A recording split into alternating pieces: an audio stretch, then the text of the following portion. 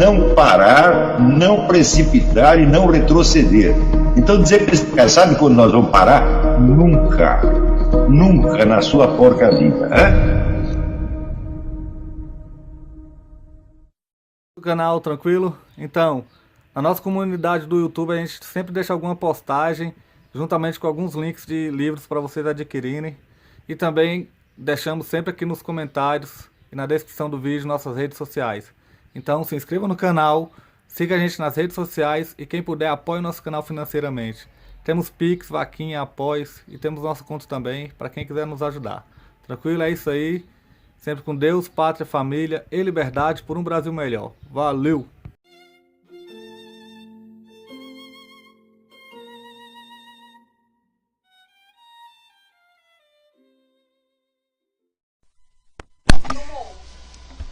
Então vamos lá, boa noite a todos, sejam bem-vindos. Hoje eu queria explorar mais a fundo o tema do comunismo e de como que ele penetrou no Brasil e qual a razão da sua influência avassaladora sobre o curso das coisas no Brasil. Porém, quando se fala em comunismo, é necessário, em primeiro lugar, afastar uma série de erros grosseiros que se consolidaram na opinião pública. Quando falo opinião pública, não estou me referindo ao povão, mas assim aos formadores de opinião, às classes falantes, como chamava o Pierre Bourdieu, onde você vê pessoas tipo assim, Reinaldo Azevedo, Marco Antônio Villa, o Magnoli e não sei quanto, opinando a respeito, frequentemente desde um ponto de vista assim, barbaramente amadorístico. Mas, ainda que as opiniões sejam amadoras e não fundamentadas, elas se consolidaram como senso comum, sobretudo no meio empresarial, entre os liberais, etc, etc. Então, em primeiro lugar, eu devo dizer o seguinte: eu não conheço um único liberal que tenha estudado marxismo em profundidade, nem um único. E, em geral, não estão qualificados para estudar, não são capazes de acompanhar aquele tipo de raciocínio.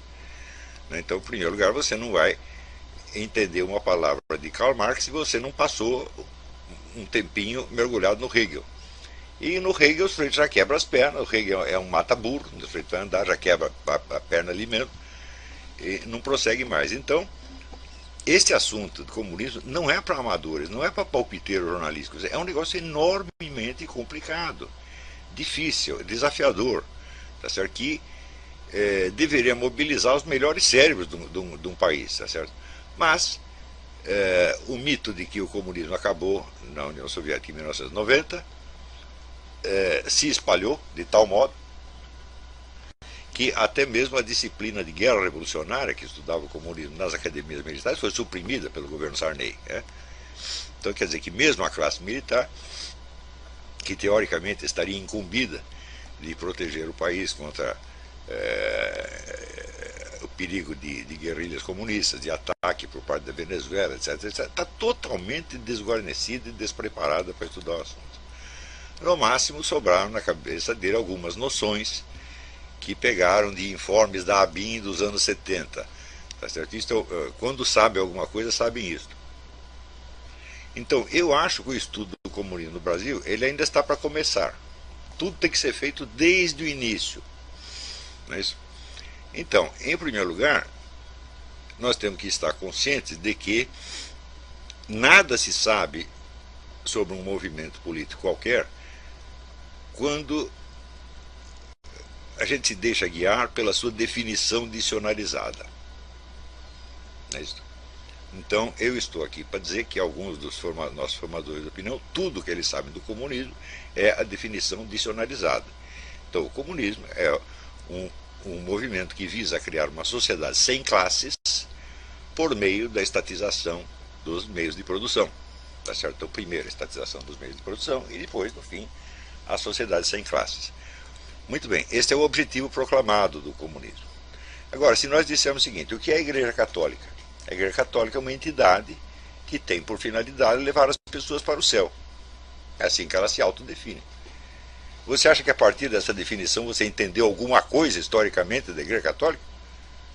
Então basta este paralelo, né, para você ver que o conhecimento que as pessoas têm do comunismo é um conhecimento puramente verbal, não vai passar daí. E, portanto, as conclusões que eles tiram a respeito são sempre estapafúrdias. Isso aí é regra geral, gente. Eu não conheço uma única exceção. Eu conheço alguns comunistas que têm conhecimentos sólidos em marxismo. Eu conheci o Jacob Golender, conheci o Nabor Caires de Brito. Eram homens que tinham uma compreensão profunda do marxismo. Eles não estavam ali para brincadeira. Tá certo? Hoje em dia, nem mesmo na esquerda, eu sei se existe isso. Na direita, entre liberais e conservadores, não tem... Tirem o cavalo da chuva, não existe nenhum. O que quer que esse pessoal diga sobre o comunismo, ou é apenas uma efusão emocional, tá certo? Ou é a repetição de argumentos que tiraram do von Mises, do Hayek, dos anos 20 e 30, tá certo? Que eles continuam repetindo como se fosse a última novidade. Ou então não é absolutamente nada. Então nós temos que começar do zero. Então, como começar? Então, a regra número 1. Os objetivos proclamados de um movimento político, de uma entidade ou de uma instituição, são parte dela, evidentemente. Eles existem e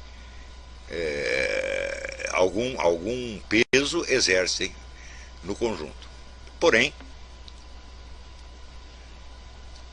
o processo de consecução dessa ideia, ou o trajeto a ser percorrido para chegar nessa ideia, nesse ideal, nesse objetivo, tá certo? Ele vai consumir 99,9999% dos esforços. Porque é evidente que você não pode criar nenhum tipo de sociedade se você não tiver o poder para fazê-lo. Então, o problema que se coloca imediatamente é o da conquista do poder e não o da construção da sociedade sem classes.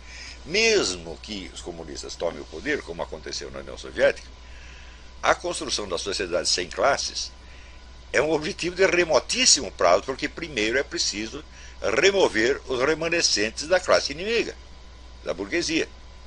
Tá certo? E isso pode levar décadas ou séculos. Então podemos dizer, na União Soviética ou na China, a construção da sociedade sem classes nem chegou a ser cogitada. O esforço todo foi para destruir os resíduos da ex-classe dominante. Tá certo? Além disso, nós temos que considerar uma outra coisa. Um movimento político ou uma entidade qualquer que atue na sociedade, ela tem que ser considerada na sua materialidade, isto é, nos seus meios de ação materiais, tá certo? E na substância material efetiva das suas ações, tá certo? O ideal pode surgir como, vamos dizer, uma espécie de bússola, indica mais ou menos a direção na qual você está indo. Mas esse negócio é tão remoto que você vê, até o próprio Lula disse, nós não sabemos o tipo de socialismo que queremos. Isso depois de estar no poder já durante 10 anos, já ter criado o Foro São Paulo, etc, etc. Eu digo, mas como que eles puderam fazer tudo isso sem saber onde queriam chegar? É porque o tipo de socialismo não é o objetivo primeiro, nem o segundo, nem o terceiro. Tem uma série de etapas a ser percorridas para chegar lá. E isso qualquer líder comunista sabe. Mas eu não vou ficar, o cara, assim, Nikita Khrushchev não ia ficar sentado na sua mesa, pensando em sociedade sem classes, quando tinha problemas muito mais imediatos para resolver. Que problemas eram esses? Em primeiro lugar, o fato básico do comunismo, fato básico que todos esses iluminados da mídia e da universidade ignoram. O movimento comunista é o único movimento político mundial. Há 150 anos ele é o único. Presta atenção, quando você fala de outros partidos, todos os partidos políticos operam em escala nacional apenas. Por exemplo, o Partido Republicano. Existe um candidato republicano à presidência do Paraguai? À presidência da Serra Leoa? Não, não tem. Então, existe, se você pega, sei lá, o Partido Democrata Cristão da Itália. Tem um candidato democrata cristão da Itália, né, na presidência, sei lá, da Somália, que já foi processão italiana? Não, não tem.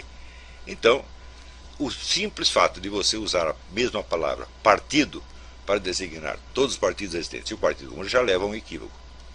Não é isso? Então, metam isso na sua cabeça. É o único movimento político que opera em escala mundial. Não há uma cidade do mundo onde você não tenha pelo menos um representante do Partido Comunista. Nas suas várias versões, é claro. Também tem as divisões internas. Então, este é o fato básico que tem que ser levado em consideração. Isso significa que mesmo quando você proclama, como Stalin, a construção do socialismo num só país, tá certo? Isso tem que ser entendido de maneira limitada e até irônica, porque eu acho que nunca houve uma época em que o Partido Comunista atuasse tão intensamente no mundo inteiro quanto na época do socialismo num só país. A grande expansão do comunismo para tudo quanto é lugar foi no tempo do Stalin, tá certo? Então, socialismo num só país, vamos dizer, era um programa nominal, mas não era uma orientação efetiva. Não quer dizer que nós vamos esquecer o movimento comunista mundial, tá certo? E vamos cuidar aqui só da União Soviética. Stalin nunca fez isso. Então, o caráter mundial global do Partido Comunista é o fato básico. Ou seja, vamos seguir uma linha de raciocínio puramente materialista. Quer dizer, os ideais são os ideais, tá certo? E ninguém está com pressa de realizá-los, mesmo porque Karl Marx disse que levaria séculos. Lenin também disse que levaria séculos. Então, ninguém está com pressa de chegar na sociedade sem classes. Mas, enquanto isso, nós vamos ter que fazer alguma coisa para adquirir os meios de um dia criar a sociedade sem classes. Esses meios chamam-se poder. Então, o Partido Comunista é uma organização mundial incumbida de conquistar o poder em escala mundial. Porém, o que é a escala mundial? É uma variedade imensa de situações locais. Não é isso?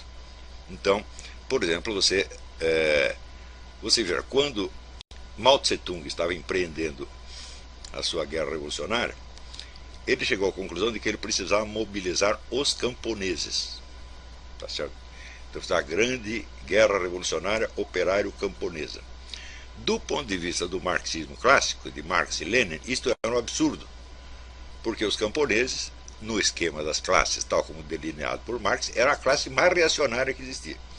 Então, os camponeses são inimigos naturais do proletariado urbano.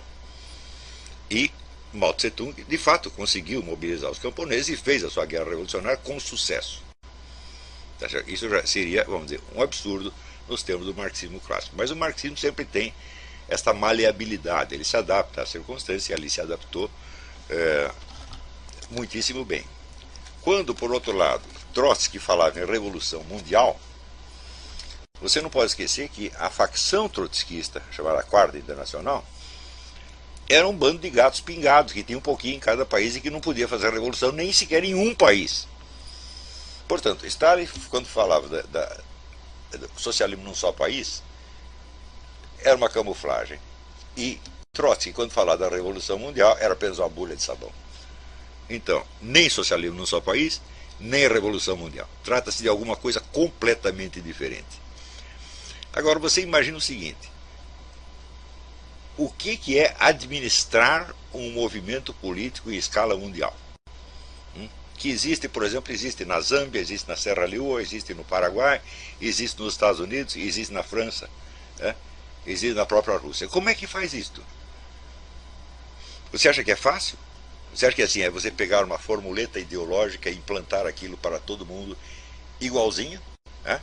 E dizer, olha, vocês saem e preguem isso assim, assim, assim, assim.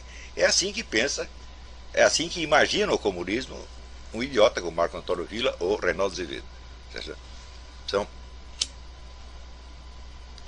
Ou seja, são pessoas que não são capazes, vamos dizer, de partir de um conceito abstrato para dar substância real a este conceito. Quer dizer, pensar o objeto das suas afirmações não apenas como um conceito abstrato ou como uma palavra, mas pensar como uma coisa real. É como você passar do tridimensional para o plano. Agora, você vê, eu outro dia estava aqui querendo construir uma garagem, e fui fazer a planta da garagem. Então eu tinha o conceito da garagem na minha cabeça. Para você transformar não numa garagem tridimensional, mas numa simples planta, você tem que tomar um monte de decisões que você não tinha pensado antes. E da planta para a coisa tridimensional, outras tantas decisões. Então, qualquer projeto humano tem isto. Ele consiste não na sua ideia geral abstrata, mas na coisa e na situação real que vai ser criada. E a maior parte das pessoas não é capaz de fazer essa transição, não tem treinamento suficiente para isso. Então, pega uma palavra, pega mais ou menos o conceito dicionarizado e tira conclusões lógicas a partir dela. É assim que as pessoas pensam. Pois não tem o Marco Antônio Villa não chegou a dizer que o PT não é um partido comunista, porque ele jamais pregou a socialização total dos meios de produção? Disse isso. O que é isso aí? Uma conclusão tirada de uma definição de dicionário. Ora, para estudar um movimento comunista, nós temos que considerá-lo não, vamos dizer, no seu discurso ideal e pretextual, mas na totalidade da sua existência material no mundo, da sua ação efetiva no mundo. E quando você começa a tentar conceber esta ação efetiva, você vê que é uma coisa de uma complexidade monstruosa. Você imagina o sujeito, o alto funcionário lá da KGB, incumbido, por exemplo, de coordenar os trabalhos na América Latina. Então, só na América Latina já encontra uma variedade de situações assim, alucinante. As condições não são as mesmas em todos os países. Então, em alguns países, você pode ter já uma tradição de movimento comunista, de modo que uma propaganda ostensivamente comunista possa funcionar. Mas em outros países, não. Então, além disso, tem o problema da etapa. Porque a transição do capitalismo para o socialismo é vista como uma etapa do desenvolvimento histórico. Esta etapa, por sua vez, se divide em inumeráveis subetapas, conforme o quê? O estado de desenvolvimento das forças produtivas.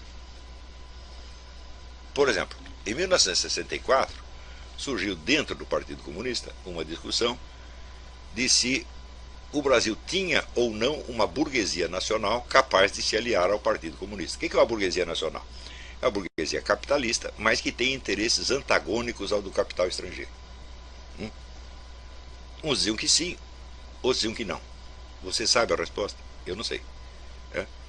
Então, naquela época surgia esse bafafá, porque daí deveriam derivar duas estratégias opostas.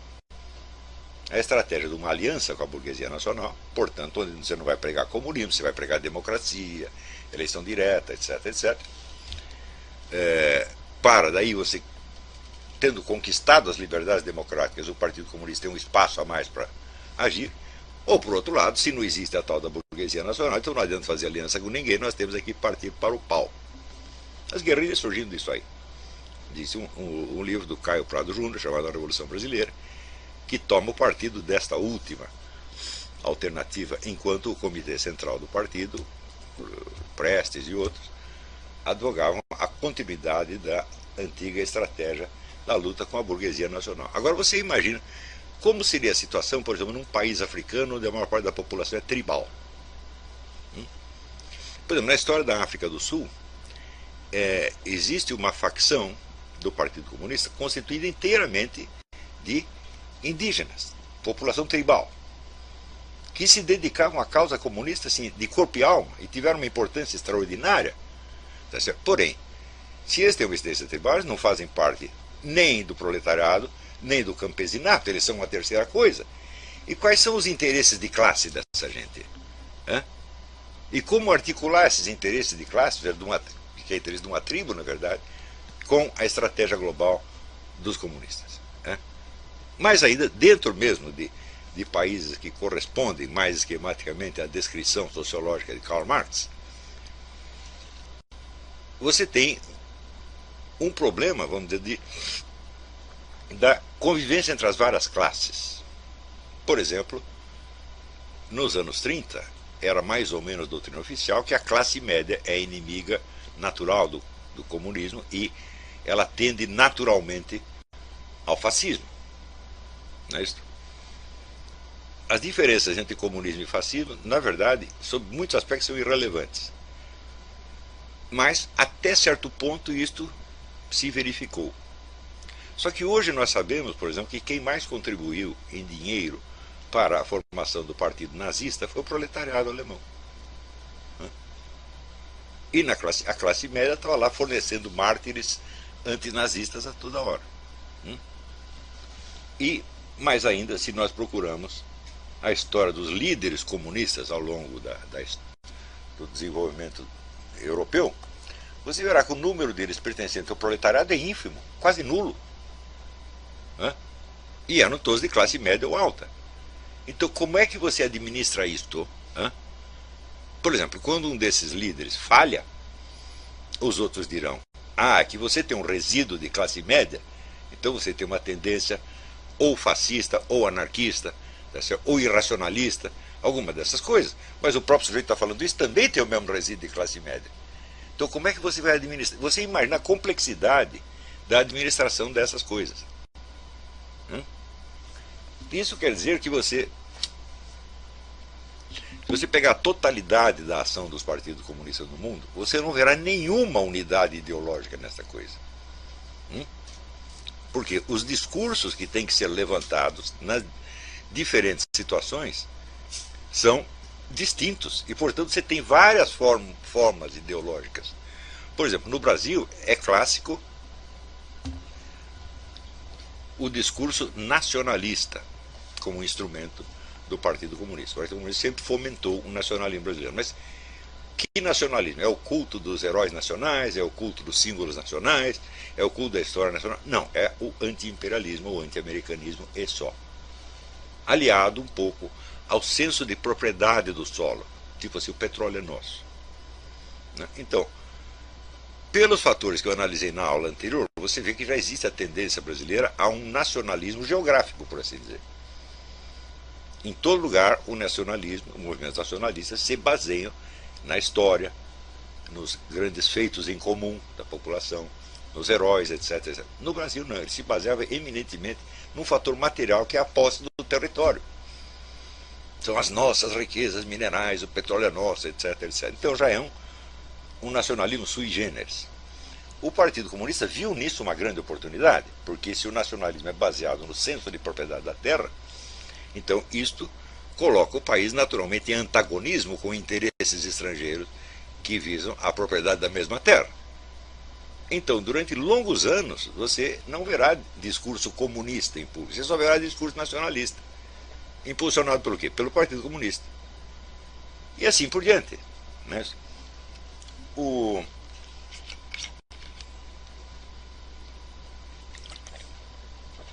seja, a simples necessidade de você adaptar o movimento comunista à variedade de situações locais já faz com que se torne irreconhecível nele a presença do ideal da sociedade sem classes. Porque ele não está falando disso em parte alguma. Né? Isso aí aparece, vamos dizer, como uma referência muito longínqua, mas em nenhum lugar é disso que se trata. Nós vamos aqui criar no Paraguai a sociedade sem classe, ou criar na Zâmbia a sociedade sem classe. Então, para criar uma sociedade sem classe, você tem que partir das classes existentes. E elas não são as mesmas. Tá certo? Não tem a grade da hierarquia social, não é a mesma em toda parte. Então,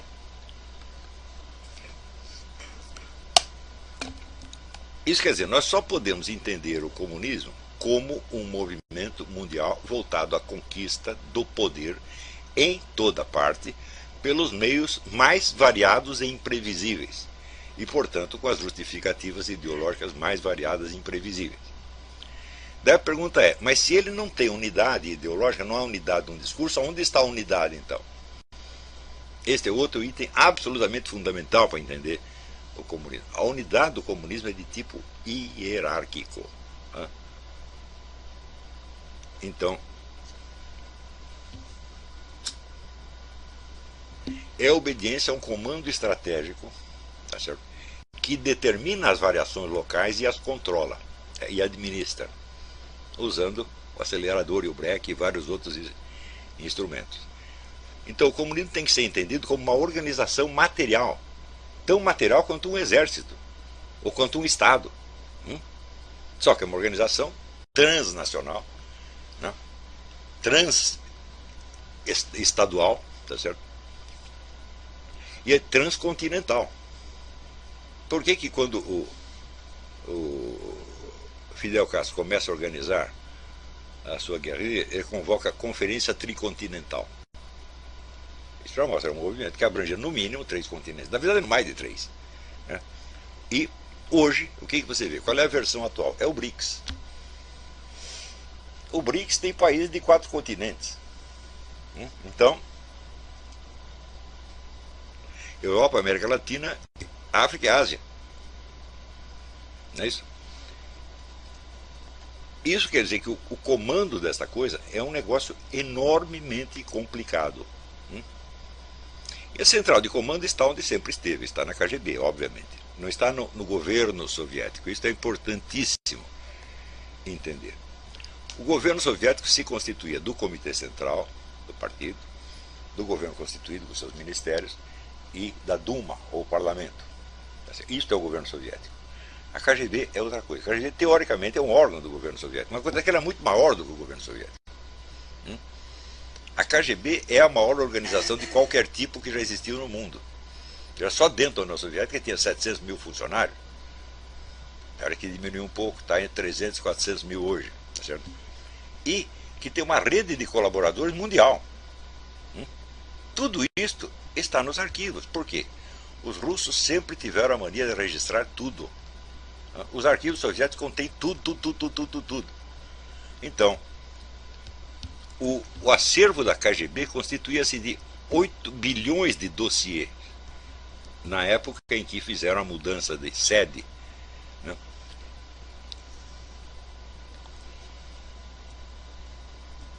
Que foi coordenada pelo aquele agente russo que escreveu o livro junto com o historiador Christopher Andrew, The Sword and the Field, a espada e o escudo.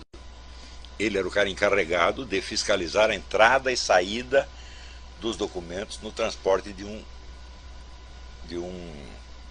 edifício para outro. Esse transporte, só o transporte dos documentos levou 10 anos. Então você imagina a abrangência do campo de informações que essa gente tinha que administrar. Comparado com isso, a CIA é uma escolinha de bairro. A CIA não tem essa abrangência. Tá certo? Hoje talvez está lutando para ter. Tá certo? Só que eles estão muito atrasados nisso aí. Você não pode esquecer que os Estados Unidos não tiveram um serviço secreto para atuar no exterior até a Segunda Guerra Mundial. Na Segunda Guerra Mundial, a KGB já era uma potência. E os Estados Unidos, então, pela primeira vez, tentaram criar, vamos dizer, primeiro o OSS, Organização de Serviço Secreto, que depois virou a CIA. O OSS foi criado durante a guerra, e nesse tempo os Estados Unidos eram aliados da União Soviética. Então não havia prevenção contra a presença de agentes comunistas ali dentro. Resultado, a OSS estava repleta de agentes comunistas. E assim nasceu a CIA. Então, quer dizer, a história da CIA é recheada de contradições e absurdidades por causa dessa origem. Tá certo? Então, a KGB não tem concorrentes, não teve e não tem. Nada se compara com o tamanho da KGB. E é ali que se dá o controle dos movimentos comunistas nos vários lugares. Isso quer dizer que, às vezes, nem o governo soviético sabe o que estão fazendo.